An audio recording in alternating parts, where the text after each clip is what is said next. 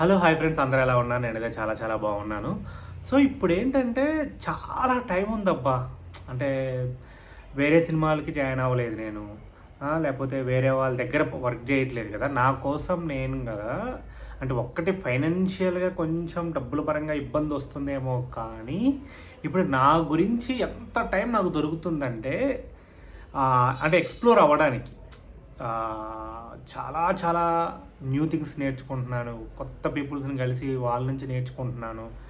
So, and main advantage ఏందంటే, అప్పుడు person to person కలిస్తేనే మనకు తెలిసేది. ఇప్పుడు సోషల్ మీడియా వచ్చిన తర్వాత ఆహ్, ఎన్ని విషయాలు తెలుస్తున్నాయి యూట్యూబ్ ఆన్ చేస్తే. రీసెంట్‌గా నేను 'the great pre wedding show' మీరు సినిమా చూసుంటే చాలా మంచి సినిమా. అంటే సింపుల్ సినిమా బావుంది. చాలా బావుంది. సో, సడెన్‌గా అలా స్క్రోలింగ్ చేస్తూ, చేస్తూ ఉంటే ఆ డైరెక్టర్ ఇంటర్వ్యూ కనపడింది. సో, 1 అవర్ 22 మినిట్స్ దగ్గర దగ్గర 1 అవర్ దాటే ఉంది. సర్లే నాకేంటి మనకేంటి అలవాటు పొద్దున్నే లేచి ఫ్రెష్ అయ్యి అలా నడుచుకుంటూ ఈ మధ్య టెంపుల్‌కెళ్తున్నాను. ఎందుకంటే నా బాధలు ఇప్పుడు ఫోన్ చేసి చెప్తే వినే అంత ఓపిక, తీరిక ఎవడు లేడు. సో, దేవుడి దగ్గరికెళ్ళిపోయి ఆయనకొక 10 నిమిషాలు అలా అలా చెప్పేసుకొని, సో, ఏమన్నా ఏదైనా ఇంటర్వ్యూ గానీ, ఏదన్నా కొత్త విషయం తెలుసుకోవడం గానీ, సంథింగ్ ఏదైనా ఇంట్రెస్టింగ్‌వి ఉంటాయి కదా! సో, అవి వింటూ కృష్ణానగర్ మొత్తం ఒక రౌండ్ ఎయటం ఒక హ్యాబిట్ అయిపోయింది బేసిక్‌గా. అండ్ ఈవినింగ్ గూడా అంతే. 5:30 నుంచి 6:30 వరకు ఒక 1 అవర్ ఏదో ఒకటి వింటూ అలా చేసే క్రమంలోనే నేను 'the great pre wedding show' director interview కనపడింది. సరే సినిమా బాగుందిగా, అసలు ఏం చెప్తున్నారో విందామని చెప్పేసి అనిపించింది. అంటే చాలా మంచి విషయాలు డిస్కషన్ చేశారబ్బా! అంటే రీసెంట్‌గా అంటే ఈ వీడియో ఈయన గురించి చెప్తున్నాను గానీ, ఇంకా చాలామంది ఇంటర్వ్యూస్ నేను డైలీ చూస్తూ ఉన్నాను గదా! ఎన్ని కొత్త విషయాలు తెలుస్తున్నాయో మనకు తెలియనివి. చంద్రబోస్ గారి ఇంటర్వ్యూ గూడా ఉంది. అది నేను సేవ్ చేసి పెట్టుకున్నా. ఇప్పుడు చూడాలి. ఈరోజు చూస్తాను. సో, ఆ ఇంటర్వ్యూలో ఆయన చెప్తారు తను బేసిక్‌గా 'ద ప్రీ వెడ్డింగ్ షో' అనే 'the great pre wedding show' sorry. సినిమాని ఫస్ట్ 30,00,000లో తీద్దామని రాసుకున్నాడంట. ఏదో చిన్న కథ తనకు దొరికిందేంది ఒక మెమరీ కార్డ్ పోతే అనే దగ్గర నుంచి స్టార్ట్ అయిందంట. 30,00,000లో తీద్దాం. తర్వాత సర్లే 30,00,000 అంటే మరి అవ్వదులే అని చెప్పేసి 1,20,00,000 అన్నాడు. అనుకున్నారంట. తర్వాత తిరువీరు గారు ఎంటర్ అయిన తర్వాత ఇంక బడ్జెట్ పెరిగిద్ది కదా! అలా పెరిగిపోయింది. సో, అంటే అందులో నాకు నచ్చింది ఏంటి అంటే స్క్రిప్ట్ ఈ క్రమంలో స్క్రిప్ట్ లాక్ అయిపోయింది. యాక్టర్ వచ్చేటప్పటికి స్క్రిప్ట్ లాక్ అయింది. సో, లాక్ అయింది, లాక్ అయినట్టు తీశారంట. నేను షాక్ అయ్యాను. ఓన్లీ 3 మినిట్సో, 4 మినిట్సో రఫ్ కట్ అప్పుడు ఇప్పుడు మెయిన్‌కున్న ఫిలింకి 3 మినిట్స్, 4 మినిట్స్ ఎక్స్‌ట్రా ఉందంట. అంతే. అదే ఎడిట్ చేశారంట. సో, అంతా ప్రీ ప్లాన్డ్‌గా ముందే 2 టైమ్స్ లొకేషన్ రెక్కీకెళ్లారంట. టెక్ రెక్కి, లొకేషన్ రెక్కీకి ఫోటోలు తీసుకొని ప్రీ ప్లాన్డ్‌గా చేసుకున్నారంట. అండ్ వచ్చారా యాక్టర్‌కి సీన్‌లు అంటే ముందు రోజు పంపించామా, చేసామా ఇంకా నో చేంజెస్ అంట. అంటే డిపెండ్స్ ఆన్ అంటే ఇప్పుడు వెదర్ బాగాలేకో లేదా లొకేషను డిస్టర్బ్ అయ్యి అప్పటికప్పటికి ఏదైనా డైలాగ్ చేంజ్‌లు లేకపోతే చిన్న చిన్నవి అంటే ఓకే. బట్ మెజారిటీ స్క్రిప్ట్‌లో ఉన్నట్టు షూట్ చేశాము అన్నాడు. సో, నాకు అంతకన్నా ముందేంటంటే ఇంట్రెస్టింగ్ పాయింట్ అంటే నాకు ఆ ఇంటర్వ్యూలో తీసుకోవాలనుకుంది ఏంటి అంటే ఈ ప్రీ ప్లానింగు, ఈ షూట్ అప్పుడు చేసినవన్నీ ఓకే. నేను కూడా నేర్చుకున్నాను, తెలుసుకున్నాను.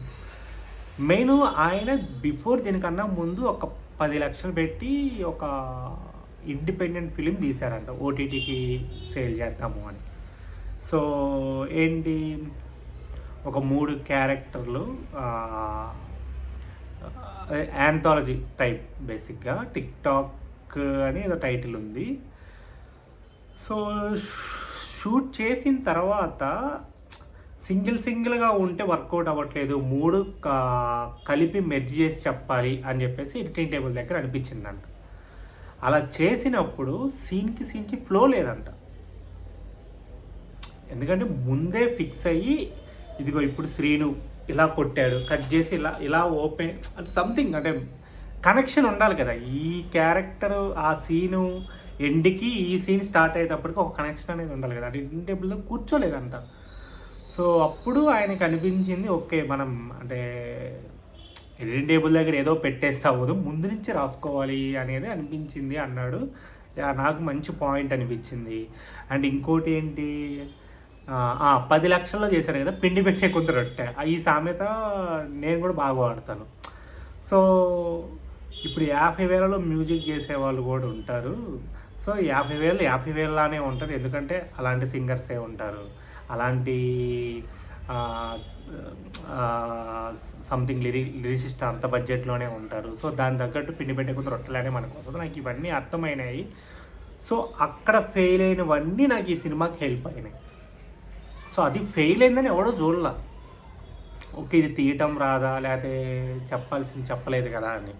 సో మన ప్రీవియస్ వర్కులతో ఇప్పుడు ఎందుకంటే 1-2 నా కళ్ళ ముందే నా రూమ్మేట్స్ వాళ్ళ ఫ్రెండ్స్ వీళ్ళు ఏదో షార్ట్ ఫిలిం స్టార్ట్ చేయబోయి ఆగిపోయి, లేకపోతే అరే ఆగిపోయింది అని సంథింగ్ అనుకుంటూ ఉంటారు, బాధపడుతూ ఉంటారు. సో నా పాయింట్ ఏంటి అంటే ఇప్పుడు జరిగిన తప్పుని నెక్స్ట్ దానికి జరగకుండా చూసుకోవడం, ఇప్పుడు జరిగిన దాన్ని ఆ తర్వాత జరిగిన తప్పుని ఆ నెక్స్ట్ జరగకుండా చూసుకుంటూ మనం నేర్చుకుంటూ ఉంటే ఇది వేరు అబ్బా. ఎందుకంటే టు బి ఫ్రాంక్ నేను చెప్తాను, షార్ట్ ఫిలిం చేసేటప్పుడు అన్నీ మనం చూసుకుంటాం. సినిమా చేసేటప్పుడు మనం రాసుకున్న స్క్రిప్ట్ మాత్రం మనం ప్రజెంటేషన్ చేయడానికి చూస్తే చాలు, మిగిలిన అన్ని పనులు మన దాకా అసలు రావు. మన కో డైరెక్టర్ ఉంటాడు, ప్రొడక్షన్ అంటే మేనేజర్లు, ఎగ్జిక్యూటివ్లు, వీళ్ళందరూ మనకు కావాల్సినవన్నీ ఇచ్చేస్తారు అండ్ వెల్ యాక్టర్స్ వస్తారు. సో డోంట్ వరీ, అసలు హాయిగా అయిపోద్ది. ఓకే చెప్తున్నాను కదా, నేను ఒక డెమో ఫిలిం చేసినప్పుడు నేను అందరినీ తీసుకెళ్ళి ఒక విలేజ్కి వెళ్ళి షూట్ చేయించాను. అది చేసిన తర్వాత వచ్చే కాన్ఫిడెంట్ నాకు వేరు. అబ్సల్యూట్లీ అది రిలీజ్ చేయవా అంటే అది బేసిక్గా డెమో అని చేశాను. డెమో అంటే ఏంటి, ఎవరైనా యాక్టర్స్ చూపించడానికి. సో షార్ట్ ఫిలిం అని చేయలేదు, బట్ ఇంకా కాన్సెప్ట్ ఇప్పుడు పక్కన పెట్టేసి వేరే కథే చేస్తున్నాను. సరే వై నాట్ ఇది రిలీజ్ చేద్దాం అనుకుంటున్నాను. బట్ యూట్యూబ్ ఛానల్కి నేను తిరుగుతున్నాను, ప్రతి వాళ్ళు అదేంటి వ్యూస్ పరంగా డబ్బులు అంటున్నారు. మన కాన్సెప్ట్ లవ్ స్టోరీ కాదు, అన్ని వ్యూస్ రావు, ఫస్ట్ తీసేసుకొని ఎంతో కొంత డబ్బులు ఇచ్చేస్తే బెటర్ అని చెప్పేసి నేను తిరుగుతున్నాను. ఎందుకంటే ఎంతో కొంత డబ్బులు వచ్చేస్తే కనీసం ఏ స్కూటీ అన్నా కొనుక్కుందాం, బైక్ అన్నా కొనుక్కుందాం ఆ డబ్బులతో అని. But work out అవ్వట్లా. సో చూద్దాం. అంటే ఇంక మనకి మోర్ టైం ఈ నేరేషన్లకే తిరుగుతున్నాం.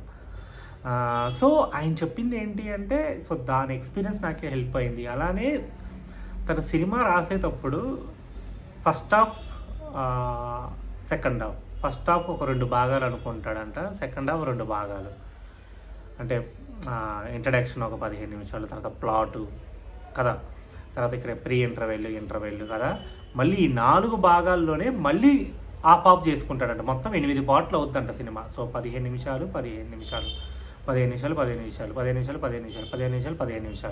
2 అవర్స్ సినిమా అయితే, లేదు 220 240 దాన్ని తగ్గట్టు అనుకొని రాసుకుంటాడంట. అండ్ అంటే ఇప్పుడు ఒక అది ఉంటుంది కదా, ఇప్పుడు 15 నిమిషాలు ఆ జర్నీ తర్వాత ప్లాట్ వస్తుంది. ఆ ప్లాట్ తర్వాత ఒక ప్రీ ఇంటర్వెల్కి వెళ్ళేటప్పుడు ఒక స్మూత్ వెళ్ళేలా చూసుకుంటాడంట. అంటే ఆయన చెప్తుంటే నాకు ఆ గంట 2 నిమిషాలు ఎంత సింపుల్గా అయిపోయిందో. అండ్ నాకు కూడా చాలా ఇష్టం. అంటే నేను స్ట్రాంగ్గా బిలీవ్ చేసేది ఒక intro, plot point, pre interval తర్వాత ప్రీ క్లైమాక్స్ అనుకునేవాడిని. సో ఇప్పుడు ఇంటర్వెల్ తర్వాత ప్రీ క్లైమాక్స్కు ముందు కూడా, ఎందుకంటే చాలా టైం అయిపోతుంది కదా, 40-50 మినిట్స్ అయిపోతుంది. సో 40-50 మినిట్స్ ఒకే మూడ్ అంటే వర్కౌట్ అవ్వదు అని నాకు అనిపించింది. సో మంచి పాయింట్ అనిపించింది బేసిక్గా, అంటే నేను తెలుసుకోవడానికి. చెప్పాడు అదే డిఫరెంట్ 10-15 నిమిషాలు 20 నిమిషాలు డిఫరెంట్ మూడు ఉండేలా నేను చూసుకుంటాను అని. చాలా మంచి లెర్నింగ్.